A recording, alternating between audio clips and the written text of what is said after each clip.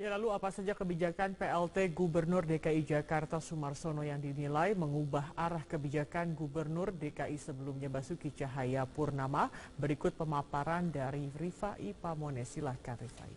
Zakia dan juga Rory, sejak 28 Oktober saat Sumarsono dilantik sebagai PLT atau pelaksana tugas Gubernur DKI Jakarta, ada sejumlah kebijakan yang disebut-sebut kontradiksi dengan kebijakan dari Gubernur petahana atau Gubernur sebelumnya Basuki Cahayapurnama.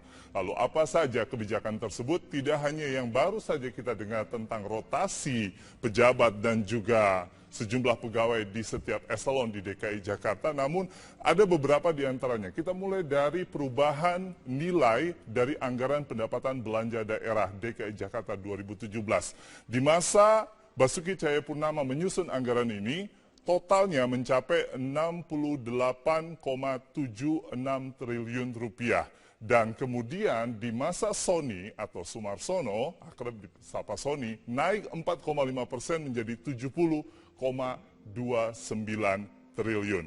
Lalu kita lihat apa kemudian kebijakan yang berubah selanjutnya. Ini juga menjadi menarik, sempat menjadi polemik di sekitar bulan Oktober menuju ke bulan November. Perubahan kebijakan umum anggaran plafon prioritas dari anggaran sementara atau yang juga disebut sebagai KUA PPAS. Penghentian sementara dari lelang 14 proyek kemudian mengikuti pembahasan ini yang diulang lagi dari awal oleh Sumarsono karena ingin melibatkan keberadaan dari DPRD atau pihak legislatif dari DPRD DKI Jakarta. Namun kita sudah mendengar bersama-sama terkait dengan sarana kesehatan, lalu juga rusun dan juga pendidikan. Seluruh proyek yang berjumlah 14 ini sudah kembali dibahas dan diupayakan di 2017 ini akan dimulai pembangunannya.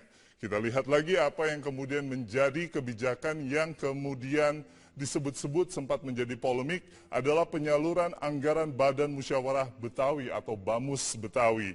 Ini sekitar bulan November menuju Desember. Pada saat itu, Sony, PLT Gubernur DKI Jakarta menyebutkan bahwa akan mengucurkan kembali dana 2,5 miliar rupiah untuk BAMUS Betawi di tahun 2016, di mana dana ini sempat dihentikan sementara oleh Basuki Cahayapurnama karena Ahok menganggap bahwa BAMUS Betawi sempat berafiliasi secara politik.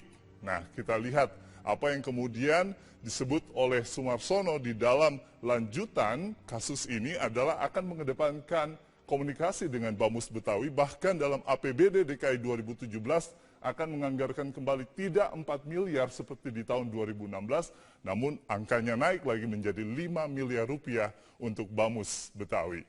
Ada lagi yang sangat menarik untuk kita simak bersama-sama Rory dan juga Zakia, yaitu rotasi, pelantikan dan juga pengukuhan dari 5.038 pejabat eselon 2, 3, dan 4 pada 3 Januari 2017 dan di dalamnya simpang siur. Ada yang menyebut 2, 3, hingga 4 pejabat diantaranya pernah distafkan Ahok dalam tanda kutip. Nah, ini nanti kita akan bahas dan kita klarifikasi kepada PLT Gubernur Sumarsono. Usulan yang terakhir kemudian yang sempat menjadi perubahan kebijakan adalah usulan anggaran anggota DPRD DKI Jakarta. Ada beberapa suku dinas yaitu Dinas Kebersihan dan juga Dinas Pendidikan baik di Jakarta Selatan maupun Jakarta Timur yang kemudian anggarannya ditambahkan dan disebut-sebut sebagai titipan dalam tanda kutip dari para anggota DPRD DKI Jakarta. Jadi Zakia dan juga Rory, kita akan menunggu hingga 11 Februari 2017 nanti pada saat masa tugas dari PLT Gubernur DKI Jakarta Sumarsono akan usai, apakah ada kejutan yang baru? Pemirsa, pelaksana tugas Gubernur DKI Jakarta Sumarsono mengatakan sejumlah PNS yang pernah dihukum oleh Ahok karena berbuat kesalahan. PNS yang distafkan oleh Ahok diangkat kembali bahkan mendapatkan promosi jabatan oleh Sumarsono. Ya, kebijakan PLT Gubernur DKI ini menambah daftar kebijakan yang bisa dikatakan berseberangan dengan Gubernur nonaktif Basuki Cahayapurnama. Dan malam ini kami sudah terhubung bersama dengan Sumarsono, PLT Gubernur DKI Jakarta. Selamat malam Pak Sony. Selamat malam, Mas Gia. Iya, Pak Sony, apa sebenarnya alasan Anda untuk mengangkat kembali, bahkan juga ada yang mendapatkan promosi bagi PNS yang pernah diturunkan dan juga dijadikan staf maupun juga yang dirumahkan oleh Pak Ahok? Baik, ada dua alasan. Yang pertama, manusia itu pasti ada berubah. Distapkan bukan berarti kiamat mati karirnya sampai sepanjang hidupnya. Jadi berilah kesempatan kepada mereka yang telah berubah dan berbuat baik, bekerja baik. Pak Son, Yang ini pertama artinya itu. Yang kedua, baik. Silahkan Pak. Silakan, ini Pak, melalui lanjut. proses penilaian lewat Dewan Jabatan dan pengamatan kapasitas kemampuan mereka. Karena sering kesalahannya, kesalahan kecil-kecil yang kemudian masih bisa dimaklumi karena dia ada perubahan perilaku dan kinerja yang lebih baik. Untuk posisi staf menjadi eselon 4. Hanya kelas pengetik saja. Pak Tapi Sony. untuk eselon 2 yang pemimpinan itu tidak ada yang dipromosikan. Pak Sony, ini saya Ya. ingin meminta kejelasan dari Anda. Ini kesalahan-kesalahan kecil seperti apa? Apakah ada indikasi bermain-main dengan anggaran misalnya atau praktik korupsi? Kesalahan kecil misalkan pas bekerja tidak on time. Ada kesalahan pas mempersiapkan suatu salah. Terus kemudian ada pelaksanaan proyek yang tidak beres. Yang kecil-kecil kelas staf, ini kan kelas staf mereka-mereka itu. Jadi jumlah yang dipromosikan itu masih anak-anak muda yang masih akan berkembang dan punya potensi. Umurnya 30-an, 35 harus sudah dimatikan karirnya. Padahal kesalahan bukan kesalahan korupsi besar-besaran. Hanya kemudian kelalaian sedikit saja. Baik, kelalaian sedikit begitu ya Pak Sony. Tadi Anda katakan juga alasan pertama adalah manusia ini bisa berubah atau sudah berubah. Mengukur berubah ini bagaimana? Apa ada evaluasi yang dilakukan atau seperti apa Pak Sony? Dewan Jabatan itu mengevaluasi kinerja itu dengan memanggil kepala dinasnya. Satu. Kemudian melihat track record kedisiplinan dia tiap hari. Apakah dia masuk rajin dan seterusnya itu dinilai oleh Badan Kepegawaian Daerah atau BKD. Dan kemudian termasuk semangatnya pun dinilai oleh pimpinan. Kita ambil pandangan dari mereka yang day to day dengan staf tersebut. Secara administratif memenuhi syarat, ya sudahlah dinaikkan. Toh jumlahnya tidak banyak. Baik. Pak Sony, dari Dari eselon 2, banyak. eselon 3, dan juga PNS eselon 4 ini, berapa sebenarnya yang dirumahkan oleh Ahok dan berapa sebenarnya yang distafkan oleh Ahok kemudian diangkat oleh Anda, Pak?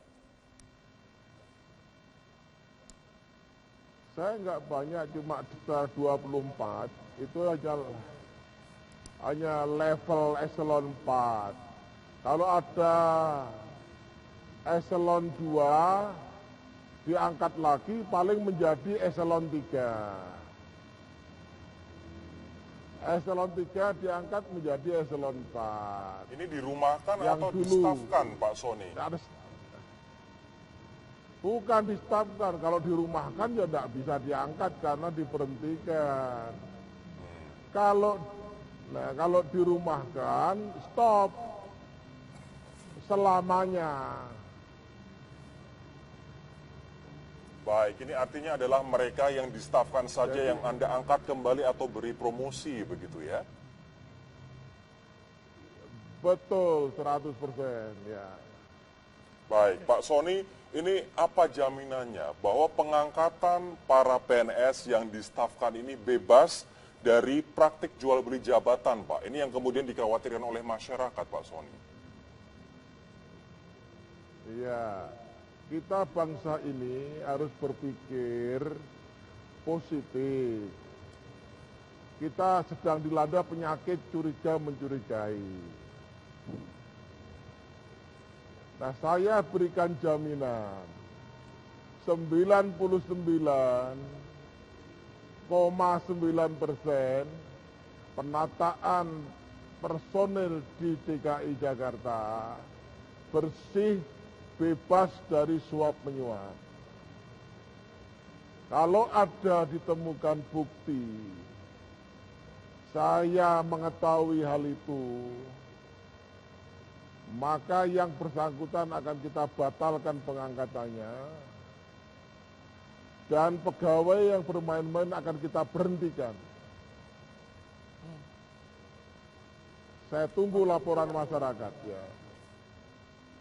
Artinya Anda menunggu laporan dari masyarakat terkait dengan jika memang pekerjaan mereka nanti atau kinerja mereka nanti akan lebih baik atau tidak begitu. Tetapi kalau dari Pemprov DKI sendiri akan seperti apa?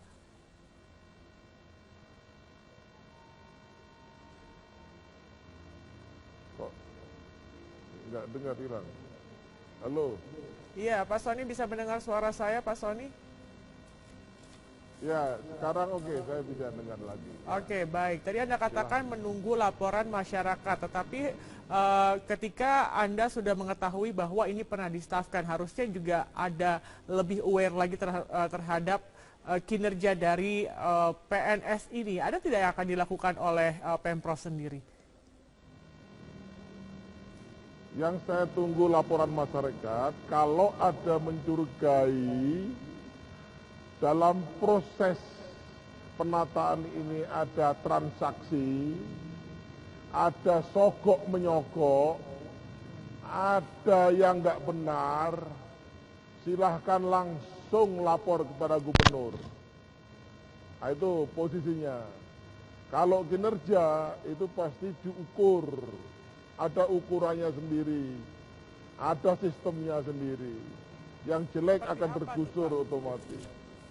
Seperti apa dan evaluasi berkalanya berapa periode sekali Pak ini? Masing-masing itu kan mempunyai kontrak kinerja yang ditandatangani oleh masing-masing dengan target-target yang dia tetapkan sendiri. Untuk kelas pimpinan, kelas staf, dia adalah berdasarkan absensi dan penilaian daripada pimpinan. Saya kira itu untuk kelas staf ya yang tidak memiliki jabatan. Jadi masing-masing sudah punya standar performance yang diterapkan secara resmi sesuai dengan peraturan.